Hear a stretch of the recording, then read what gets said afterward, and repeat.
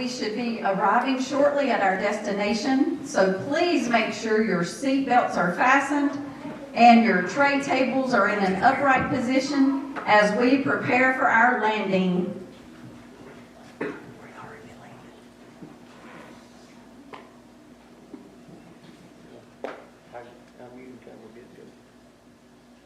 Hello, Fundamental Baptist Church. How are y'all doing? Good. It's a good time with Denmark. Good. Well, Denmark, you just arrived on the continent of Europe. So if you think about a map this evening, you cross the Atlantic Ocean, your way across England, you just Germany, country, Denmark. Denmark tonight consists of a population of roughly 5.8 million people. So about the population, half the size of North Carolina where you're at tonight. How many of y'all have ever played the Lego before? Oh, there's something in the back. Lego. So, yeah, there we go. Oh yeah. Denmark is behind Lego. So Lego was created here. One of the most interesting things about that is it's about 4 hours away from here. But Lego is one of the child-friendly pastimes here. And so we get to see a lot of Legos. Besides Legos, y'all got to eat some cookies tonight. I believe that's right. They're Danish cookies that you have. Our commission is the king. We have a king that will nation here. And he has to sign off on cookies to get to America. So y'all got to eat some cookies from the land of Denmark. Denmark tonight, here's our church. Our Baptist church is the only Baptist church in the nation. So we think that they start work here. We have several kids on vacation. And so just 2 weeks we had a youth service.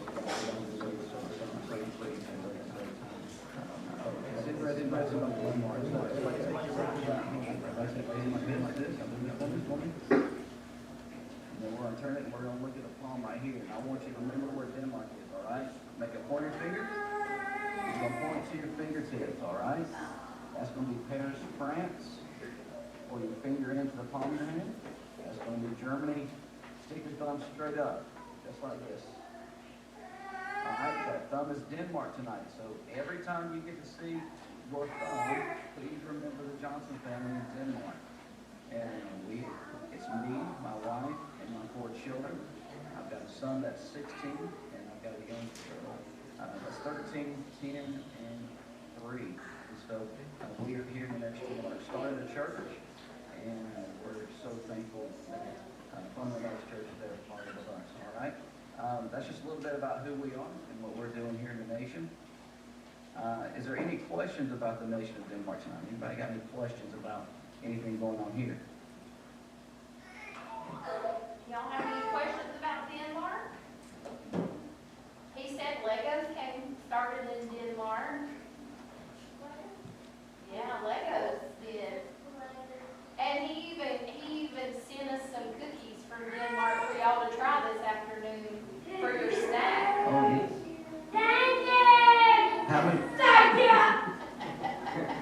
How many of y'all like fish? Anybody like fish there?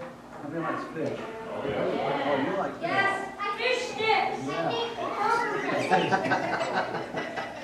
They like what they call pickled herring. They'll take fish and they'll put it in a jar and they'll pickle it up and then they'll take it out and they'll eat it raw. How many of y'all want to eat some raw fish tonight? Y'all can thank my wife for not sending that.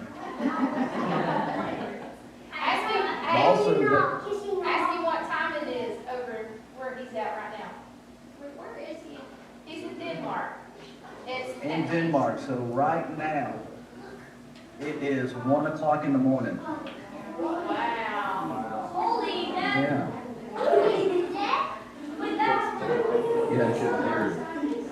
Something interesting about Denmark. So how many of y'all heard of Alaska? Anybody heard of Alaska before? There's some hands going up. Did you know that we are about the same latitude and longitude as Alaska? And so here during the summer, the sun does not set until about 1, 2 o'clock in the morning. And let's see, my son took a picture, I think it was June 21st, from his bedroom window, and it was around, what, 1:45, 2 o'clock in the morning? And it's looked like a sunset. And so the sun doesn't set until very late here, and then it raises, comes back up around 3:30, 4 a.m.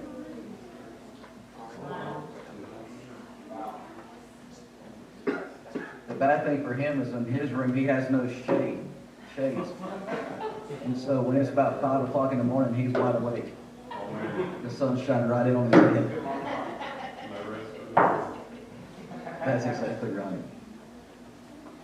Did you want to ask him if they have Vacation Bible School? Yes. Yes. No, we didn't have Vacation Bible School this year. Unfortunately, we're not able to stay long term, so we have to rotate every 3 months. And we're actually coming in, well, let's see, what is today, honey? Friday? My days are getting mixed up. It's 1 a.m., so it's Friday morning here. We will leave tomorrow to fly back to America. Wow. Yeah, he's And coming so what back we did home. instead of having Vacation Bible School, is we let our children and our youth and our church lead a service. And so again, my son preached.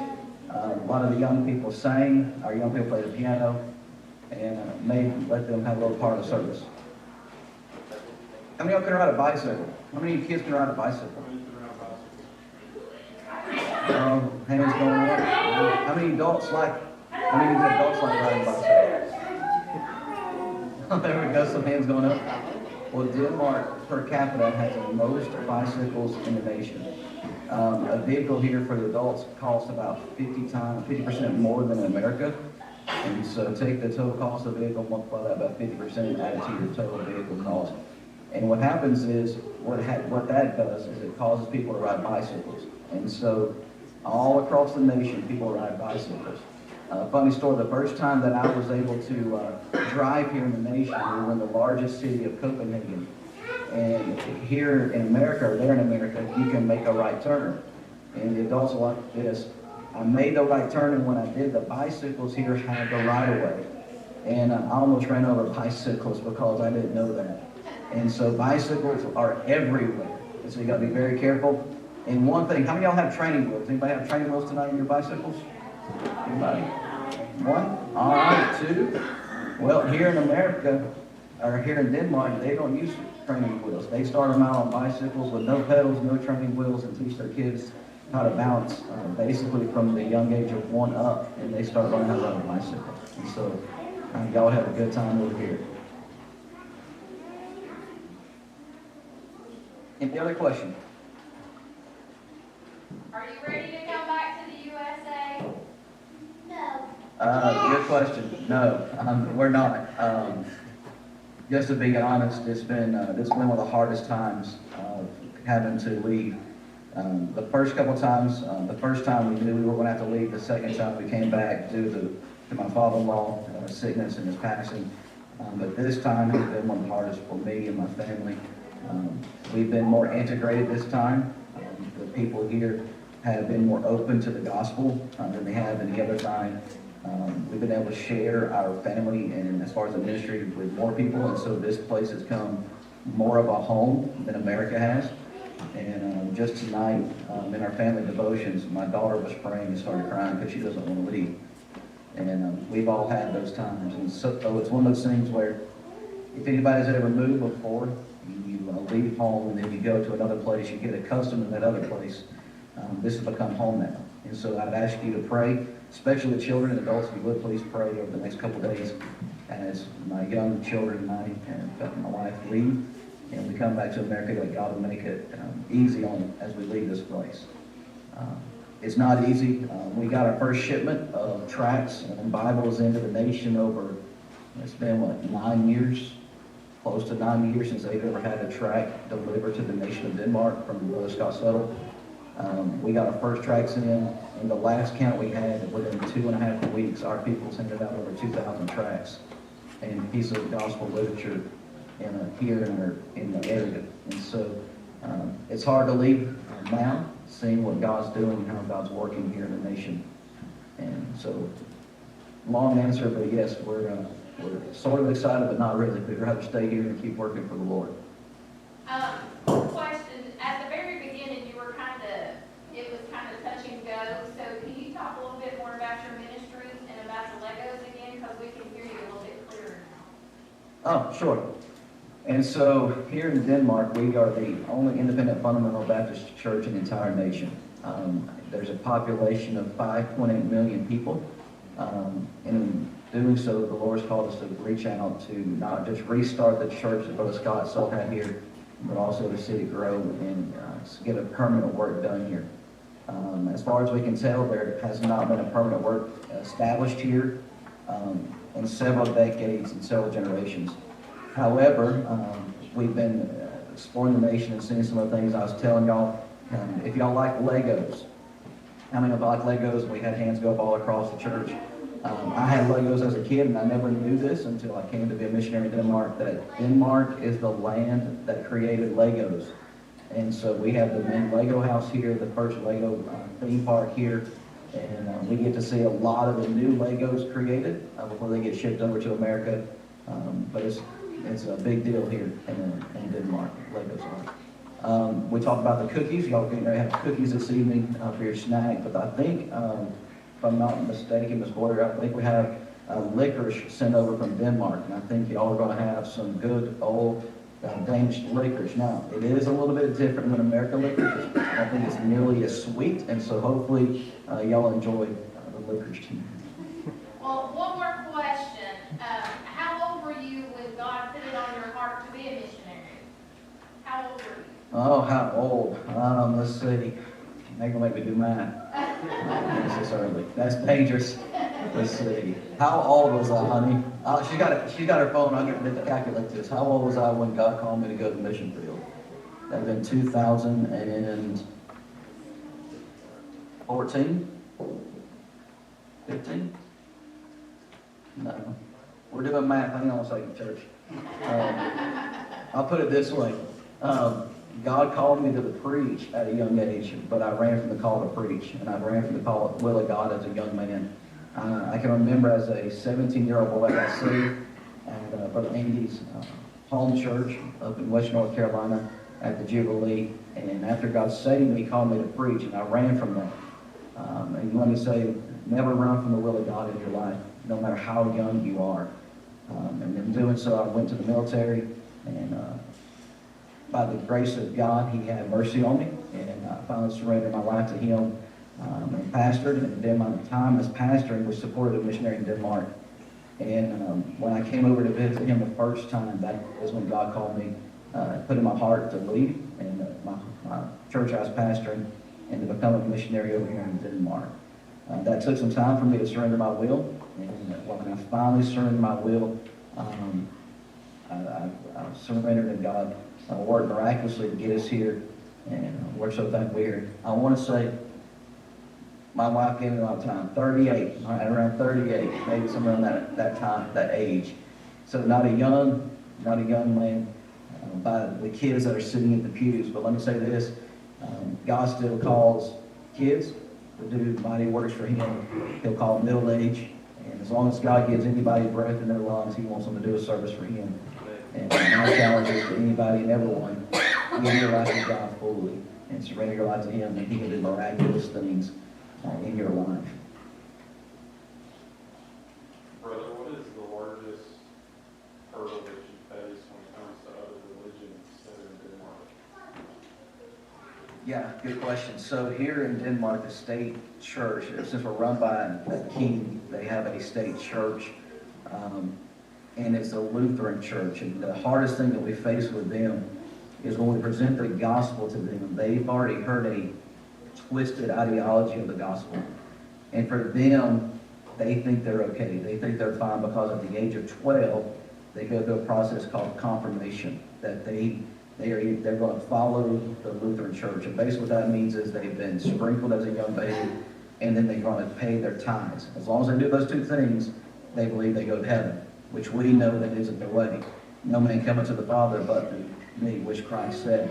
And so to get them to a place where they are lost, I had one man tell me one time, he said, we are endowed with wealth, in need of nothing, so why do I need your God? Here, they don't have a lot of junk vehicles. The people that do drive Audis, BMWs, Land Rovers. And so it's a very rich nation. And so with that in mind, they're very well-to-do. They don't need a whole lot. And so we have to give the gospel to them through a mindset of them questioning what they believe. And that's very hard to do because they already have a sense that they're good.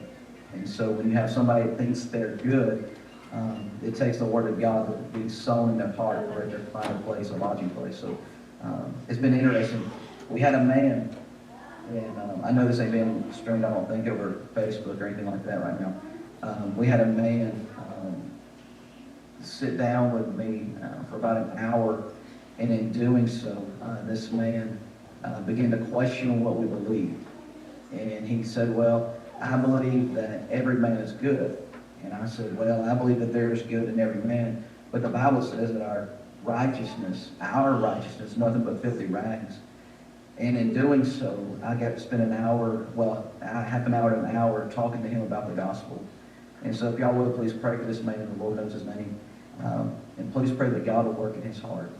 But he was raised Lutheran, and then now he's went Buddhist, but he's in a mindset of trying to search and look for truth. And so would y'all please pray for this man? Well, any more questions for the preacher? We don't have any more? Can y'all all tell him thank you? Thank you, thank you. Thank y'all for letting me get on here and talk to y'all. Sure, it's good to see y'all. I'm sure I'm glad y'all came to the land of Denmark. Yeah. Thank you. Tell Stephanie the kids we said hello. Stephanie, they say hello. That's hello back.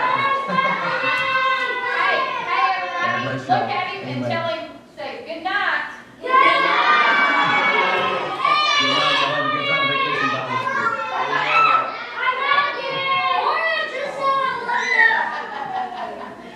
All right, we're good. Have a good day.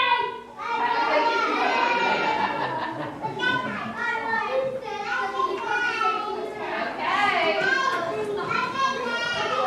Y'all be quiet. And as always, we thank you for flying with us this evening, and we look forward to serving you again on our next trip.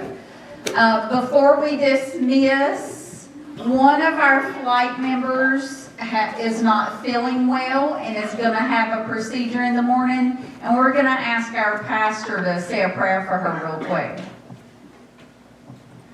Dear Father, I sure do love you. Lord, I thank you, God, for Miss Debbie, Lord, and what she means to this church, and God, how she's helped.